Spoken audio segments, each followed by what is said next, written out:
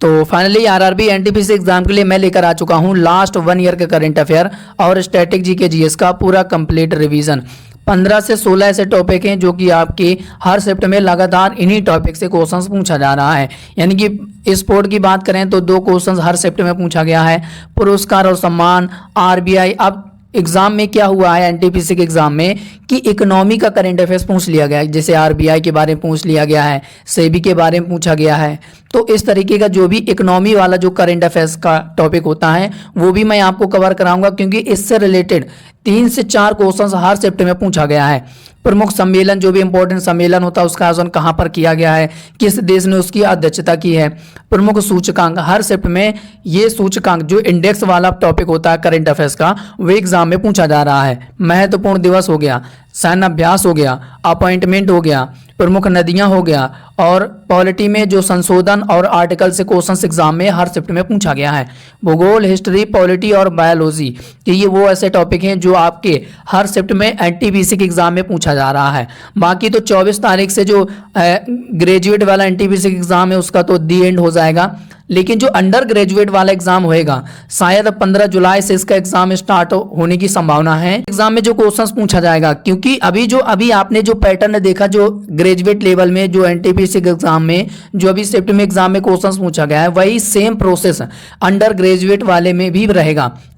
तो जब तक आपका अंडर ग्रेजुएट वाला एग्जाम नहीं हो जाएगा तब तक मैं आपको इसी तरीके का 15 से 16 टॉपिक का और साथ ही साथ लास्ट 1 ईयर का करंट अफेयर्स आपको रिवीजन कराता रहूंगा।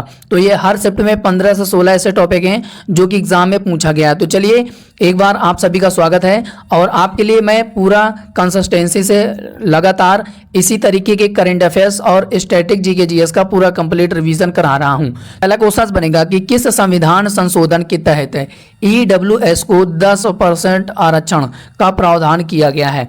जो भी ईडब्ल्यूएस यानी कि जो भी जनरल कैटेगरी से होते हैं वो लोग ईडब्ल्यूएस का सर्टिफिकेट बनवा लेते हैं, तो उनको 10% का जो आरक्षण दिया गया है किस संविधान संशोधन के तहत।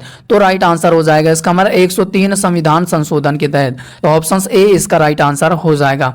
तो ये चीज आपको याद रखना है। और जितने भी इंपॉर्टेंट संविधान संशोधन हुए हैं उसमें क्या जोड़ा गया है, क्या बदलाव किया गया है, क्योंकि संविधान संशोधन से एक क्वेश्चन हर शिफ्ट में पूछा गया है। तो यहाँ पे मैं आपको बता दूं कि जो पहला संविधान संशोधन हुआ था 1951 में, तो उसमें क्या हुआ था कि 9वीं अनुसूची में भूमि सुधार को जोड़ा गया था। तो ये आपको याद रखना है। बाकी जो 52वां संविधान संशोधन था 1985 के अंतर्गत 10वीं अनुसूची में दल बदल को जोड़ा गया था। तो ये आपको याद रखना है। और 73वें संविधान संशोधन 1992-93 की बात करें तो 11वीं अनुसूची में ग्राम पंचायत को जोड़ा गया था, जिसमें 29 विषय शामिल हैं। तो ये चीज भी आपको याद रखना है। और 74वें संविधान संशोधन 1993-94 के तहत 12वीं अनुसूची में नगर पंचायत को जोड़ा गया था, जिसमें 18 विषय शामिल थे। तो ये आपको याद रखना है। और इसके बाद 7वां संविधान संशोधन की बात करें तो राज्य पुनर्गठन आयोग की स्थापना की गई थी। और किस कमीशन के तहत राज्य पुनर्गठन आयोग की स्थापना की गई थी? तो फजल अली कमीशन के तहत। तो ये भी आपको याद रखना है। तो ये सभी इंपॉर्टेंट जो भी संशोधन है क्योंकि हर शिफ्ट में एग्जाम में पूछा गया है।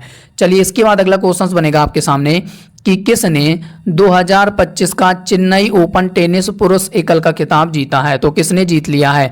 तो सर इसका राइट आंसर हो जाएगा हमारा किरियन जैकेट ने जीता है। किरियन जैकेट इसका राइट आंसर हो जाएगा। तो option C will be the right answer हो जाएगा। इसके बाद अगला क्वेश्चन बनेगा कि भारत की महिला क्रिकेटर स्मृति मंधाना किस राज्य से संबंधित हैं? महाराष्ट्र, केरल, उड़ीसा या फिर बिहार? तो सर इसका राइट आंसर हो जाएगा महाराष्ट्र से संबंधित हैं। इनका जन्म महाराष्ट्र में हुआ था। तो ऑप्शन ए इसका राइट आंसर हो जाएगा। और स्मृति मंधाना की बात करें तो ये आरसीबी की वर्तमान महिला टीम की कप्तान रही थी। तो ये भी आपको याद रखना है। और जो आरसीबी है रॉयल चैलेंजर्स बेंगलोर ने फाइनल में दिल्ली कैपिटल को हराकर 8 विकेट से महिला प्रीमियर लीग 2024 का खिताब जीता। तो एग्जाम के लिए इंपॉर्टेंट बनेगा। अगर इसी में बात करें कि महिला प्रीमियर लीग 2025 का खिताब किसने जीता है तो फिर मुंबई इंडियंस ने जीता है। और इसी में बात करें कि आईपीएल 2025 का खिताब किसने जीता है तो आरसीबी ने जीता है, ठीक है, जिसमें विराट कोहली आते हैं। तो वो भी आपको याद रखना है। चलिए इसके बाद अगला है कि 2024 के अनुसार भारत साइबर मामलों के हमले में किस स्थान पर है? तो 2024 के अनुसार भारत साइबर हमलों के मामले में किस स्थान पर है? तो सेकंड स्थान पर है। तो ऑप्शन ए इसका राइट आंसर हो जाएगा। तो यहाँ पे आप फोटो भी देख सकते हैं। अगला है कि फतेहपुर सीकरी की इमारतें किसकी बनी हैं? तो राइट आंसर हो जाएगा लाल बलुआ पत्थर से। तो ऑप्शन ए इसका राइट आंसर हो जाएगा। बाकी जो फतेहपुर सीकरी है इसकी स्थापना अकबर के द्वारा की गई थी और ये उत्तर प्रदेश के आगरा जिले में स्थित है। तो ये चीज आपको याद रखना है। अगला क्वेश्चन बनेगा कि किस आर्टिकल में मानव तस्करी और जबरन श्रम पर प्रतिबंध लगाने का प्रावधान निहित है? तो ऑप्शन सी इसका राइट आंसर हो जाएगा आर्टिकल 23 में। तो ये आपको याद रखना। और भी इंपॉर्टेंट आर्टिकल हैं आपको याद रखना है। जैसे आर्टिकल 20 की बात करें तो आर्टिकल 20 में अपराध है, ठीक है, यहाँ पे थोड़ा सा ऊपर नीचे टाइपिंग मिस्टेक हो गया है। आर्टिकल 20 में क्या है? अपराध है। आर्टिकल 21 में क्या है? प्राण एवं दैहिक स्वतंत्रता यानी कि जीवन जीने का अधिकार। तो ये आपको याद रखना है। बाकी आर्टिकल 21 के में क्या है? शिक्षा है। आर्टिकल 53 में याद रखना क्या है? तो आर्टिकल 53 में केंद्र की कार्यपालिका की शक्ति निहित है। तो आर्टिकल 53 में है। 93 में क्या है? लोकसभा के अध्यक्ष के पद का उल्लेख है। तो ये आर्टिकल 93 में याद रखना। और 39 के ए में क्या है? निःशुल्क विधिक सहायता। तो आर्टिकल 39 का ए में है। 29 में क्या है? अल्पसंख्यक के हितों का संरक्षण है। इसके बाद आर्टिकल 243 में पंचायती राज का जिक्र है। आर्टिकल 148 में याद रखना नियंत्रक एवं महालेखा परीक्षक का जिक्र है। तो ये सभी इंपॉर्टेंट आर्टिकल आपको याद रखना है। आर्टिकल 76 की बात करें तो महान्यायवादी का जिक्र है। आर्टिकल 352 राष्ट्रीय आपातकाल है। और 368 में क्या है? संशोधन है, संशोधन की प्रक्रिया है, ये भी याद रखना। और 167 में क्या है? मुख्यमंत्री का कर्तव्य का वर्णन आर्टिकल 167 में किया गया है। तो ये इंपॉर्टेंट चीज़ें याद रखना। अगला क्वेश्चन बनेगा कि ऑपरेशन सर्द हवा के संदर्भ में कौन सा कथन सही है? तो पहला स्टेटमेंट कह रहा है कि बीएसएफ के द्वारा इसे शुरू किया गया है। दूसरा कह रहा है कि इस ऑपरेशन को 22 जनवरी से 29 जनवरी तक शुरू किया गया था। तो दोनों स्टेटमेंट इसका क्लियर और राइट आंसर हो जाएगा। तो ऑप्शन ए इसका राइट आंसर हो जाएगा। तो बीएसएफ के द्वारा ऑपरेशन सर्द हवा को शुरू किया गया था। अगला है कि किस शासक के काल को मुगल काल का स्वर्ण काल कहा जाता है? तो किस शासक के शासन काल को? तो राइट आंसर हो जाएगा जहांगीर के शासन काल को। तो ऑप्शन डी इसका राइट आंसर हो जाएगा। क्वेश्चन बनेगा कि जानवर के प्रथम अवशेष किस प्रदेश में पाए गए हैं? तो राइट आंसर हो जाएगा मध्य प्रदेश। तो ऑप्शन बी इसका राइट आंसर हो जाएगा। चलिए अगला क्वेश्चन बनेगा कि हर खेत स्वस्थ खेत अभियान के संदर्भ में कौन सा कथन सही है? तो पहला स्टेटमेंट कह रहा है कि हरियाणा सरकार के द्वारा हर खेत स्वस्थ खेत अभियान को शुरू किया गया है। दूसरा कह रहा है कि इस अभियान का उद्देश्य मृदा स्वास्थ्य को बढ़ाना और टिकाऊ खेती को बढ़ावा देना। तो दोनों स्टेटमेंट इसका क्लियर और राइट आंसर हो जाएगा। तो option C will be the right answer हो जाएगा। तो हर खेत स्वस्थ खेत इस अभियान को हरियाणा सरकार के द्वारा शुरू किया गया है। तो ऑप्शन सी इसका राइट आंसर हो जाएगा। अगला क्वेश्चन बनेगा कि नरेंद्र चपल गांवकर का हाल ही में निधन हो गया है, वे क्या थे? तो ये बॉम्बे हाई कोर्ट के पूर्व न्यायाधीश थे। तो ऑप्शन डी इसका राइट आंसर हो जाएगा। तो ये आपको याद रखना है। अगला है कि माधव राष्ट्रीय उद्यान किस प्रदेश में स्थित है? तो मध्य प्रदेश इसका राइट आंसर हो जाएगा। तो option B will be the right answer हो जाएगा। अगला क्वेश्चन बनेगा कि India state of forest report 2019 के अनुसार सबसे बड़ा वन क्षेत्र कौन सा राज्य आता है? तो राइट आंसर हो जाएगा मध्य प्रदेश आता है। फिर इसके बाद आता है आपका अरुणाचल प्रदेश, फिर इसके बाद आ जाएगा आपका छत्तीसगढ़, फिर इसके बाद आ जाएगा मिजोरम। तो ये आपको सीक्वेंस याद रखना है। अगला है कि किसे धनलक्ष्मी बैंक का कार्यकारी निदेशक अपॉइंट किया गया है? तो सर इसका राइट आंसर हो जाएगा पी सूर्यराज को। तो option A will be the right answer हो जाएगा। चलिए अगला है कि भारत और अमेरिका ने किस वर्ष तक द्विपक्षीय व्यापार को 2 गुना कर 500 अरब डॉलर तक पहुंचाने का लक्ष्य रखा है? तो सर इसका राइट आंसर हो जाएगा 2030 तक। तो ऑप्शन सी इसका राइट आंसर हो जाएगा। तो ये आपको याद रखना है। अगला है कि शक संवत को किसके द्वारा शुरू किया गया था? तो सर इसका राइट आंसर हो जाएगा हमारा कनिष्क के द्वारा शक संवत को शुरू किया गया था। तो ये आपको याद रखना है। यानी कि यहाँ पे बात करें कि जो शक संवत है भारत का राष्ट्रीय संवत है, जिसे कुषाण वंशीय राजा कनिष्क ने 78 ईस्वी में इसे शुरू किया था। तो ये आपको याद रखना है पॉइंट। अगला है कि जनरल जोसेफ ऑन को हाल ही में किस देश का राष्ट्रपति अपॉइंट किया गया है? तो राइट आंसर हो जाएगा लेबनान का। तो option A will be the right answer हो जाएगा। तो ये आपको याद रखना है। ऑप्शन बनेगा कि अशोक के अपने शिलालेख में किस क्षेत्र को कर मुक्त बनाने और 1/8 कर लगाने की जानकारी दी गई है। तो किस क्षेत्र को कर मुक्त बनाने और 1/8 कर लगाने की जानकारी दी गई है। तो लुम्बिनी इसका राइट आंसर हो जाएगा। तो option A will be the right answer हो जाएगा। अगला है कि एशियन डेवलपमेंट बैंक यानी कि एशियाई विकास बैंक का मुख्यालय कहाँ पर है। तो सर इसका राइट आंसर हो जाएगा, ये फिलीपींस के मनीला में इसका हेडक्वार्टर है। तो ये आपको याद रखना है। बाकी इसकी स्थापना कब की गई थी, तो 1966 को इसकी स्थापना की गई थी। तो ये भी आपको याद रखना। और भी इम्पोर्टेंट जो भी संस्था के हेडक्वार्टर है उसकी स्थापना कब की गई थी, एग्जाम में एक क्वेश्चन जरूर आएगा। यानी कि जो एशियाई विकास डेवलपमेंट बैंक है इसकी स्थापना 1966 में की गई थी, मनीला यानी कि फिलीपींस में इसका हेडक्वार्टर है। 1985 में विश्व बैंक की स्थापना की गई थी और वाशिंगटन डीसी अमेरिका में इसका हेडक्वार्टर है। सार्क का हेडक्वार्टर कहाँ पर है, तो नेपाल की राजधानी काठमांडू में है। और इस्टेब्लिश कब किया गया था, 1944 को। बाकी IMF की बात करें तो 1944 को इसे भी इस्टेब्लिश किया गया था और इसका हेडक्वार्टर अमेरिका में वाशिंगटन डीसी में है। और बाकी बिम्सटेक की बात करें तो इसका हेडक्वार्टर बांग्लादेश के ढाका में है और 1997 को इसकी स्थापना की गई थी। और अंतर्राष्ट्रीय श्रम संगठन की बात करें तो 1919 को इसकी स्थापना की गई थी, स्विट्जरलैंड के जिनेवा में इसका हेडक्वार्टर है। तो ये सभी इंपॉर्टेंट जितने भी संस्था हैं उसका हेडक्वार्टर कहाँ पर है, स्थापना कब की गई थी, ये आपको याद होना चाहिए। अगर जिसको याद नहीं है वो अपना नोट्स भी बना सकता है कि किसकी स्थापना कहाँ पर की गई थी और किस संस्था का हेडक्वार्टर कहाँ पर है, क्योंकि एग्जाम में एक क्वेश्चन फिक्स है जो कि पूछा जाता है कि कौन सा देश चीन के चांग 8 चंद्र मिशन में शामिल हुआ है। तो पाकिस्तान शामिल हुआ है। तो ऑप्शन बी इसका राइट आंसर हो जाएगा। तो चांग 8 चंद्र मिशन में चीन के साथ शामिल हुआ है पाकिस्तान। तो पाकिस्तान इसका राइट आंसर हो जाएगा। क्वेश्चन बनेगा कि किसने 31वीं बार माउंट एवरेस्ट पर विजय प्राप्त करके चढ़ाई करके इतिहास रच दिया है। तो राइट आंसर हो जाएगा कामी रीता शेरपा ने। तो ऑप्शन ए इसका राइट आंसर हो जाएगा। कामी रीता शेरपा ने 31वीं बार माउंट एवरेस्ट पर चढ़ाई करके इन्होंने इतिहास रच दिया है। अगला क्वेश्चन बनेगा कि किस देश की जिल टिचमैन ने मुंबई ओपन टेनिस टूर्नामेंट का एकल का खिताब जीता है। तो किसने जीता है, जिल टिचमैन ने जीता है। ये किस देश की हैं, तो राइट आंसर हो जाएगा स्विट्जरलैंड की हैं। तो ऑप्शन बी इसका राइट आंसर हो जाएगा। तो ये आपको याद रखना है, Jill Teichmann wins the Mumbai open 2025 tennis tournament में सिंगल टाइटल अपने नाम किया है। तो ये चीज़ आपको याद रखना है। चलिए अगला क्वेश्चन बनेगा कि निम्नलिखित में से कौन सा कथन सही नहीं है। तो पहला ऑप्शन से कह रहा है कि DRDO ने 1 जनवरी 2025 को अपना 67वां स्थापना दिवस सेलिब्रेट किया है। बी कह रहा है कि DRDO को 1968 में इस्टेब्लिश किया गया था। सी कह रहा है कि DRDO का जो हेडक्वार्टर है वो कहाँ पर है, दिल्ली में है। डी कह रहा है कि DRDO के अध्यक्ष जो हैं वर्तमान में समीर वी कामत हैं।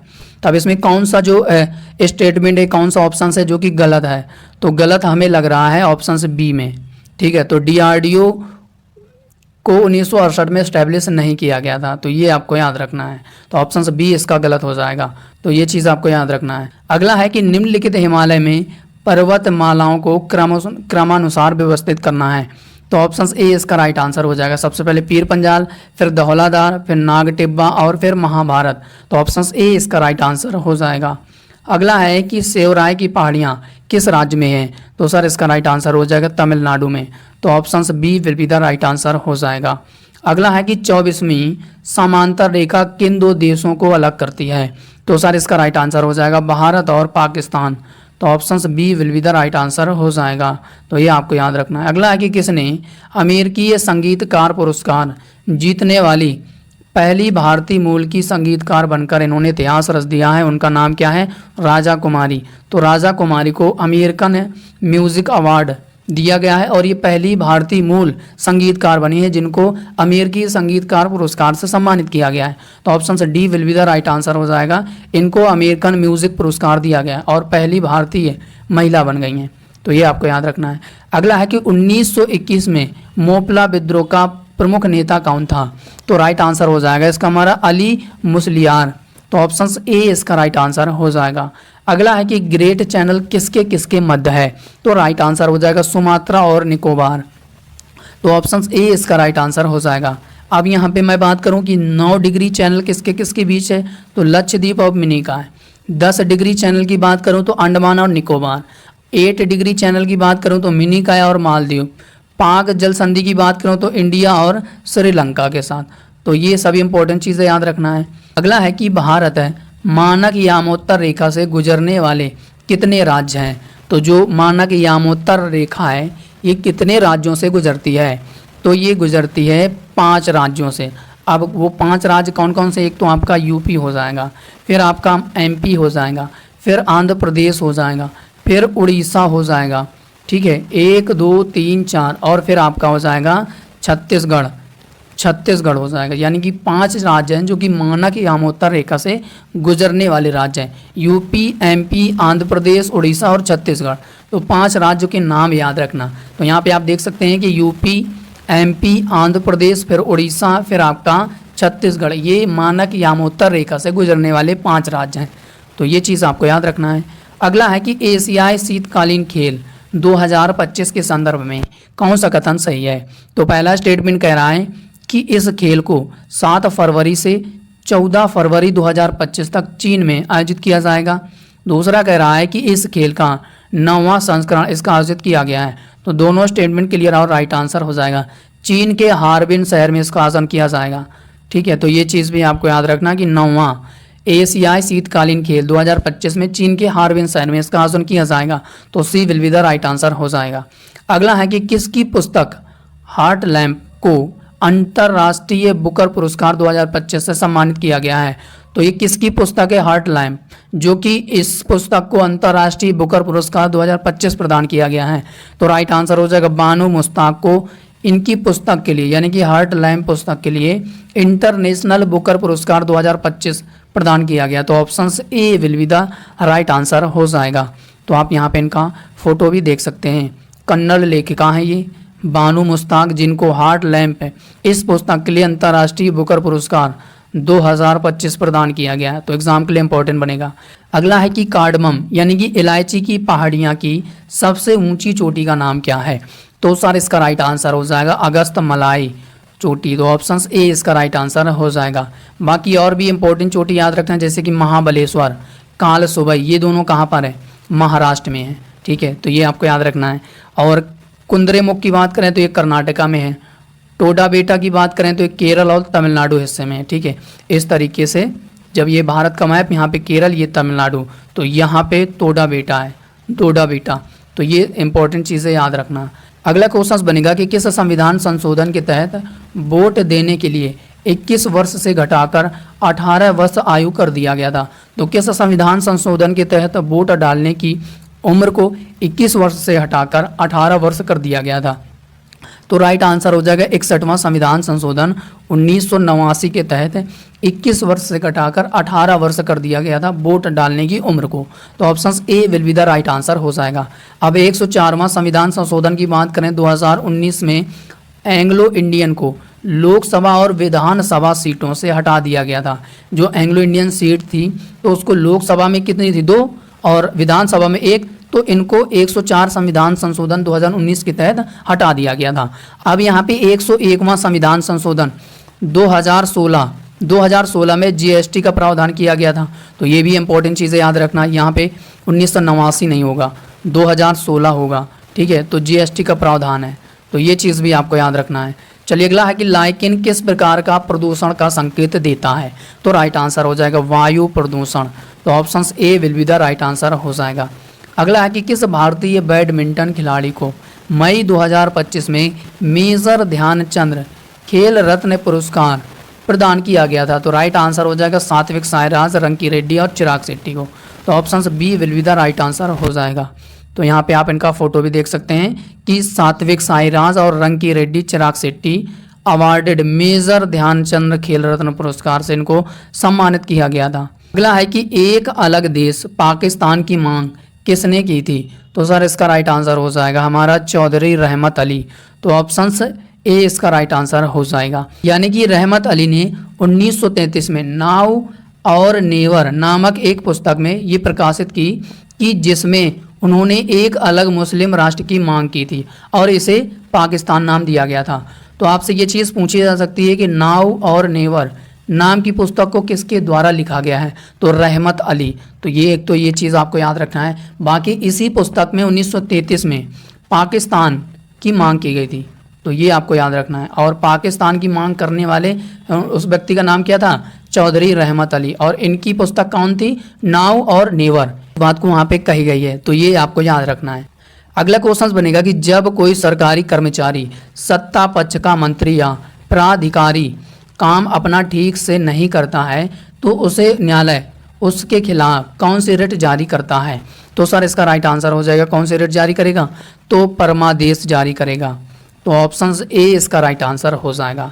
अगला है कि पुलिस की दोषपूर्ण नज़रबंदी से हमें कौन सी रिट सुरक्षा प्रदान करती है? तो राइट आंसर हो जाएगा बंदी प्रत्यक्षीकरण। तो ऑप्शन डी इसका राइट आंसर हो जाएगा। अगला है कि अवैध व्यक्ति से सरकारी पदों की सुरक्षा कौन करता है? तो राइट आंसर हो जाएगा इसका हमारा अधिकार परीक्षा, यानी कि तुम्हें क्या अधिकार है। इसका मतलब ये है कि जैसे कोई भी व्यक्ति है, अब उसमें गैर तरीके से सरकारी पद को हासिल कर लेता है तो उस पर कौन सी रिट जारी होती है? अधिकार परीक्षा, कि तुमको ऐसा क्या अधिकार है कि तुमने अवैध तरीके से इस पद को धारण किया है। तो ऑप्शन बी इसका राइट आंसर हो जाएगा कि अवैध व्यक्ति से सरकारी पदों की सुरक्षा कौन प्रदान करता है? अधिकार परीक्षा रिट। तो ऑप्शन बी इसका राइट आंसर हो जाएगा। अगला क्वेश्चन बनेगा कि विश्व खाद्य पुरस्कार 2025 किसे प्रदान किया गया है? तो राइट आंसर हो जाएगा मारियांगेला हंगरिया। तो ऑप्शन ए इसका राइट आंसर हो जाएगा। तो ये आपको याद रखना। और ये ब्राज़ीलियन माइक्रोबायोलिस्ट हैं जो कि इनको क्या किया गया है? वर्ल्ड फूड प्राइज 2025 से हंगरिया को इस पुरस्कार से इनको प्रदान किया गया है। तो ये आपको याद रखना है। अगला है कि अम्ल वर्षा किनके द्वारा होने वाले पर्यावरण प्रदूषण के कारण होती है? तो सर इसका राइट आंसर हो जाएगा हमारा नाइट्रस ऑक्साइड और सल्फर डाइऑक्साइड। तो option D will be the right answer हो जाएगा। अगला है कि वायु अधिनियम को किस वर्ष इस्टेब्लिश किया गया था? तो किस वर्ष बना था? तो राइट आंसर हो जाएगा 1981। तो ऑप्शन सी इसका राइट आंसर हो जाएगा। तो ये आपको याद रखना है। अगला है कि निम्नलिखित में से कौन भारत की सबसे मीठी पानी की झील है? तो वूलर इसका राइट आंसर हो जाएगा। तो option B will be the right answer हो जाएगा। अगला है कि भारत के निम्नलिखित क्षेत्रों में किसमें शैल गैस के संसाधन पाए जाते हैं? तो सर इसका राइट आंसर हो जाएगा हमारा, यानी कि कैम्बे बेसिन, और इसके बाद आपका कावेरी बेसिन और कृष्णा गोदावरी बेसिन। तो ऑप्शन से तीनों इसका राइट आंसर हो जाएगा। तो ऑप्शन से D will be the right answer हो जाएगा। अगला है कि मानव विकास सूचकांक 2025 के संदर्भ में कौन सा कथन सही है? तो पहला स्टेटमेंट कह रहा है कि सूचकांक में भारत की रैंकिंग 193 देशों में 130वीं रैंकिंग पर है। दूसरा कह रहा है कि इस सूचकांक में आइसलैंड ने पहला स्थान हासिल किया है और इस सूचकांक को यूएनडीपी के द्वारा जारी किया जाता है, संयुक्त राष्ट्र विकास कार्यक्रम के द्वारा। तो तीनों स्टेटमेंट इसका क्लियर और राइट आंसर हो जाएगा। तो option C will be the right answer हो जाएगा। तो ये आपको याद रखना है। अगला है कि भारत में एकमात्र राज्य जो केसर का उत्पादक करता है?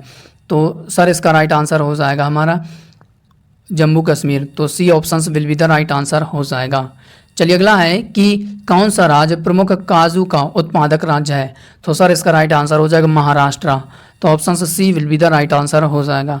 अगला है कि किस देश में विश्व हाइड्रोजन शिखर सम्मेलन 2025 का आयोजन किया गया है? तो किस देश में किया गया है? तो नीदरलैंड इसका राइट आंसर हो जाएगा।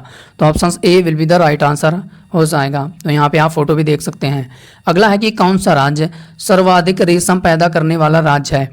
तो राइट आंसर हो जाएगा इसका हमारा कर्नाटका। तो option A will be the right answer हो जाएगा।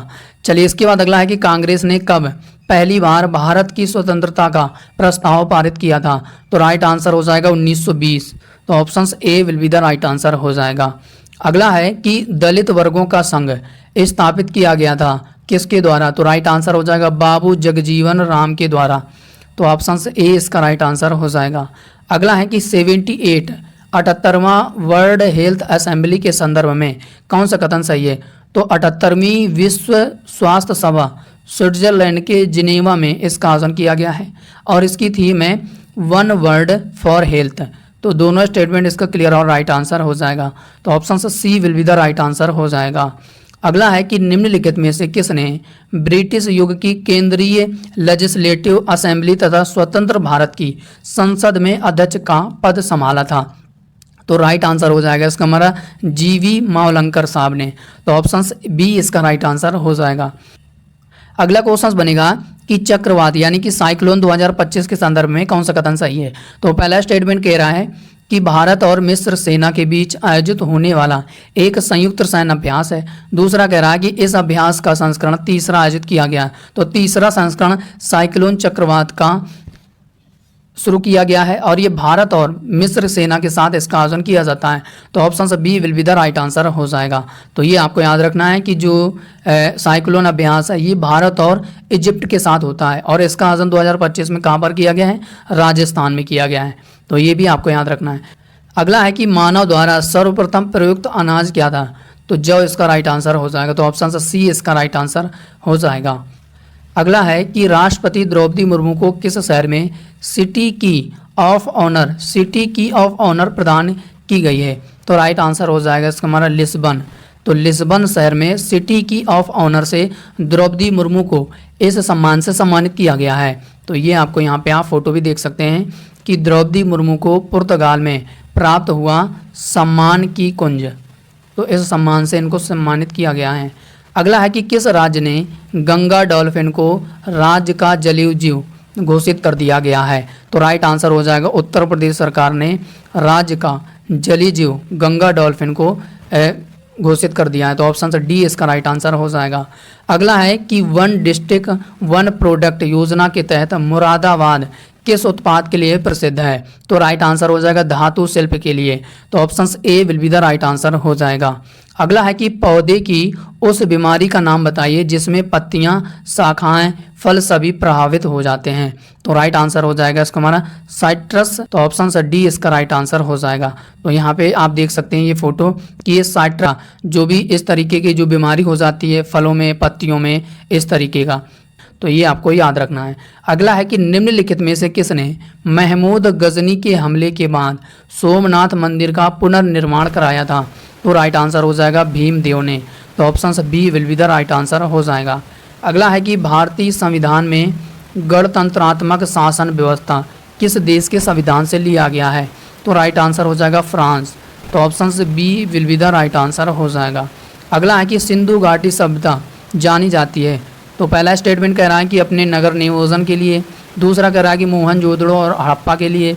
तीसरा कह रहा है कि कृषि संबंधी कार्य के लिए। चौथा कह रहा है कि उद्योगों के लिए। तो इसमें सभी इसका राइट आंसर हो जाएगा। तो ऑप्शन से D will be the right answer हो जाएगा। तो ये आपको याद रखना है। चलिए अगला है कि शाहनामा का लेखक कौन है। तो राइट आंसर हो जाएगा इसका हमारा फिरदौसी। तो ऑप्शन से B will be the right answer हो जाएगा। 1946 में गठित अंतरिम कैबिनेट की अध्यक्षता किसने की थी। तो राइट आंसर हो जाएगा जवाहरलाल नेहरू ने। तो ऑप्शन बी इसका राइट आंसर हो जाएगा। अगला है कि नोबेल पुरस्कार विजेता रविंद्रनाथ टैगोर का जन्म दिवस किस तारीख को मनाया जाता है। तो राइट आंसर हो जाएगा 9 मई को। तो option B will be the right answer हो जाएगा। यानी कि जो रविंद्रनाथ टैगोर हैं ये एक बंगाली कविताओं के लिए इनको अंग्रेजी अनुवाद गीतांजलि के लिए इनको 1913 में नोबेल पुरस्कार से इनको सम्मानित किया गया था। तो ये आपको याद रखना है। साइबेरियन जलवायु में किस प्रकार के वन पाए जाते हैं। तो राइट आंसर हो जाएगा शंकुधारी वन। तो ऑप्शन से बी इसका राइट आंसर हो जाएगा। अगला है कि मुगल सम्राट ने जिसने तंबाकू का प्रयोग पर निषेध लगाया था। तो राइट आंसर हो जाएगा जहांगीर। तो ऑप्शन सी इसका राइट आंसर हो जाएगा। अगला है कि उत्तरी गोलार्ध में सबसे बड़ा दिन कौन सा होता है। तो राइट आंसर हो जाएगा इसका हमारा 21 जून। तो option A will be the right answer हो जाएगा। अगला है कि निम्नलिखित में से कौन सा मरुस्थल दक्षिण अमेरिका में स्थित है। तो राइट आंसर हो जाएगा अटाकामा मरुस्थल। तो ऑप्शन सी इसका राइट आंसर हो जाएगा। अगला है कि विश्व का सबसे बड़ा भूतापीय ऊर्जा प्लांट किस देश में स्थित है। तो राइट आंसर हो जाएगा अमेरिका में। तो ऑप्शन ए इसका राइट आंसर हो जाएगा। अगला है कि शारदा अधिनियम 1929 के तहत लड़कियों के विवाह की आयु कितनी वर्ष निर्धारित की गई थी उस समय। तो 14 वर्ष थी, लेकिन अब कितनी हो गई है, अब 18 वर्ष कर दी गई है लड़कियों की विवाह करने की आयु। तो ये भी आपको याद रखना है। चलिए अगला है कि भारत में सिजदा प्रथा को किसने शुरू किया था। तो राइट आंसर हो जाएगा इसका हमारा बलबन के द्वारा। तो option A will be the right answer हो जाएगा। अगला है कि किस देश की थल सीमा भारत के साथ नहीं लगी हुई है। तो राइट आंसर हो जाएगा इसका हमारा श्रीलंका। श्रीलंका के साथ जली सीमा लगी है, ठीक है। तो बाकी श्रीलंका इसका राइट आंसर हो जाएगा। यानी कि नेपाल, पाकिस्तान, भूटान ये थल सीमा से सटे हुए हैं भारत के साथ, लेकिन ये जली सीमा से संबंधित है। तो ऑप्शन से बी इसका राइट आंसर हो जाएगा। अगला है कि कौन सा देश दक्षिण अमेरिकी देश भूमि से घिरे हुए देश हैं। तो राइट आंसर हो जाएगा इसका हमारा पराग्वे। तो ऑप्शन से D will be the right answer हो जाएगा। अगला है कि गोपद ब्राह्मण निम्नलिखित में से किससे संबंधित है। तो राइट आंसर हो जाएगा ये अथर्ववेद से। तो ऑप्शन से सी इसका राइट आंसर हो जाएगा। अगला है कि कौन सी जलसंधि यूरोप और अफ्रीका को अलग करती है। जो जिब्राल्टर इसका राइट आंसर हो जाएगा। तो ऑप्शन से सी इसका राइट आंसर हो जाएगा। यहाँ पे आप फोटो भी देख सकते हैं कि यूरोप और अफ्रीका को अलग करती है जिब्राल्टर। तो जिब्राल्टर इसका राइट आंसर हो जाएगा। अगला है कि भारत के निम्नलिखित में से कौन सा पड़ोसी देश अधिकतम भारतीय राज्यों के साथ अपनी सीमा जो है साझा करता है। तो राइट आंसर हो जाएगा इसका हमारा नेपाल। तो ऑप्शन से सी इसका राइट आंसर हो जाएगा। और भी इंपॉर्टेंट चीज़ याद रखना, जैसे कि नेपाल जो है 5 राज्यों से सीमा साझा करता है। उत्तराखंड, उत्तर प्रदेश, बिहार, पश्चिम बंगाल और सिक्किम। भारत नेपाल के साथ लगभग 1752 किलोमीटर सीमा साझा करता है। चाइना की बात करें तो चाइना से कौन कौन से राज्य हैं जो कि सीमा साझा करते हैं। एक तो आपका हिमाचल प्रदेश, उत्तराखंड और सिक्किम, इसके बाद अरुणाचल प्रदेश हो जाएगा। तो ये आपको याद रखना है। और एक पॉइंट ये याद रखना कि लद्दाख अब एक अलग केंद्र शासित प्रदेश है और जम्मू कश्मीर का हिस्सा नहीं है। तो ये आपको याद रखना है। बाकी भारत और चीन के साथ 3448 किलोमीटर सीमा साझा करता है। तो ये आपको याद रखना है। पाकिस्तान की बात करें तो 3 भारतीय राज्य आते हैं, ठीक है, पाकिस्तान से जो कि सीमा साझा करते हैं। अब वो 3 भारतीय राज्य कौन कौन से हैं। एक तो आपका गुजरात हो जाएगा, पंजाब और राजस्थान। भारत पाकिस्तान से लगभग 3310 किलोमीटर सीमा साझा कर रहा है। तो ये आपको याद रखना है, ठीक है। और जम्मू कश्मीर और लद्दाख से भी सीमा साझा करता है, लेकिन एक केंद्र शासित प्रदेश है। तो ये आपको याद रखना है, इंपॉर्टेंट पॉइंट। अब जैसे भूटान की बात करें तो ये भारतीय राज्य 4 राज्यों के साथ सीमा साझा करता है। एक तो आपका सिक्किम, पश्चिम बंगाल, अरुणाचल प्रदेश और सिक्किम असम हो जाएगा। तो ये आपको याद रखना है। बाकी म्यांमार के साथ कौन कौन से, अरुणाचल प्रदेश, नागालैंड, मणिपुर और मिजोरम। तो ये सभी इंपॉर्टेंट चीज़ें आपको याद रखना है। अगला है कि प्रोजेक्ट टाइगर कब शुरू किया गया था। तो 1973 में शुरू किया गया था। तो ऑप्शन ए इसका राइट आंसर हो जाएगा। अगला है कि निम्नांकित में से कौन स्वर्ण सिंह समिति 1976 के सदस्य रहे थे। स्टेटमेंट सी जो है ये सदस्य नहीं थे। तो बाकी ए, बी और डी जो स्टेटमेंट है ये सदस्य रहे थे स्वर्ण सिंह समिति में, लेकिन हरिदेव जोशी नहीं थे। तो सी इसमें देख लीजिए कौन में ए, बी, डी ऑप्शन है। तो ऑप्शन सी में ए, बी, डी है। बाकी जो हरिदेव जोशी थे ये स्वर्ण सिंह समिति के सदस्य नहीं थे। तो ऑप्शन स्टेटमेंट सी तो गलत हो जाएगा। तो ए, बी, डी इसका राइट आंसर हो जाएगा। तो ऑप्शन सी इसका राइट आंसर हो जाएगा। अगला है कि भारत में किस राज्य को मिनरल्स स्टेट ऑफ इंडिया कहा जाता है। तो किस राज्य को कहा जाता है मिनरल्स स्टेट ऑफ इंडिया। तो राइट आंसर हो जाएगा उड़ीसा को। तो ऑप्शन ए इसका राइट आंसर हो जाएगा। और टॉप स्टेट कौन से हैं मिनरल्स प्रोडक्शन में। एक तो उड़ीसा हो जाएगा, छत्तीसगढ़ हो जाएगा, केरला हो जाएगा, राजस्थान हो जाएगा और आपका झारखंड। तो ये सभी याद रखना है। अष्टप्रधान मंत्री परिषद किसके काल में थे। तो राइट आंसर हो जाएगा शिवाजी। तो ऑप्शन से बी इसका राइट आंसर हो जाएगा। अगला है कि निम्नलिखित में से कौन एक तिलहन फसल है। तो राइट आंसर हो जाएगा सूर्यमुखी। तो ऑप्शन सी इसका राइट आंसर हो जाएगा सनफ्लावर। अगला है कि सोपरा शिलालेख किस राज्य में स्थित है। तो महाराष्ट्र में है। तो महाराष्ट्र इसका राइट आंसर हो जाएगा। तो ऑप्शन ए नहीं होएगा, महाराष्ट्र होएगा, ठीक है। तो महाराष्ट्र इसका राइट आंसर हो जाएगा। ऑप्शन बी इसका राइट आंसर हो जाएगा। इसके बाद कालसी शिलालेख ये वर्तमान उत्तरांचल यानी कि देहरादून में है। जौगढ़ शिलालेख ये उड़ीसा के जौगढ़ में है, ये भी आपको याद रखना है। सोपरा शिलालेख जो कि महाराष्ट्र के ठाणे जिले में है। तो ये आपको याद रखना है। अगला है कि भारतीय संविधान के निर्माण के समय संवैधानिक सलाहकार कौन थे। तो राइट आंसर हो जाएगा इसका हमारा BN राव। तो ऑप्शन सी इसका राइट आंसर हो जाएगा। अगला है कि हृदय की भित्ति की कितनी परतें होती हैं। तो 3 इसका राइट आंसर हो जाएगा। चलिए अगला है कि मूंगा रेशम की एक ऐसी किस्म है जो पूरे विश्व में केवल भारत में होती है। तो कहाँ पर होती है, किस राज्य में। तो असम में। तो ऑप्शन ए इसका राइट आंसर हो जाएगा। अगला है कि राष्ट्रीय मतदाता दिवस कब मनाया जाता है। तो 25 जनवरी को मनाया जाता है। तो ऑप्शन बी इसका राइट आंसर हो जाएगा। और भी इंपॉर्टेंट डेज याद रखना, जैसे कि विश्व हिंदी दिवस ये 14 सितंबर को सेलिब्रेट किया जाता है। राष्ट्रीय गणित दिवस ये 22 सितंबर को। भारत में झंडा दिवस 7 दिसंबर को। अंतर्राष्ट्रीय प्रेस स्वतंत्रता दिवस 3 मई को। विश्व मौसम दिवस 23 मार्च को। इंपॉर्टेंट आपको याद रखना है। तो उम्मीद है ये लास्ट 1 ईयर का करंट अफेयर और स्टैटिक जीके जीएस का पूरा कंप्लीट रिवीजन आपका बेहतरीन लगा होगा। और यही 15 से 16 टॉपिक हैं जो आपके एग्ज़ाम में हर शिफ्ट में पूछे गए हैं। तो बाकी जिनका 23 तारीख 24 तारीख को एग्ज़ाम लगा है वो इस वीडियो को जरूर देख कर जाइएगा। बाकी अपना फीडबैक लाइक शेयर कमेंट और साथ ही साथ सब्सक्राइब कर जरूर दीजिएगा। बाकी चैनल में पहली बार जुड़े तो प्लीज़ चैनल को सब्सक्राइब करके जरूर जाइएगा। तो आज के लिए इतना ही, मिलते हैं किसी और नए वीडियो पर, तब तक के लिए जय हिंद, जय भारत, वंदे मातरम।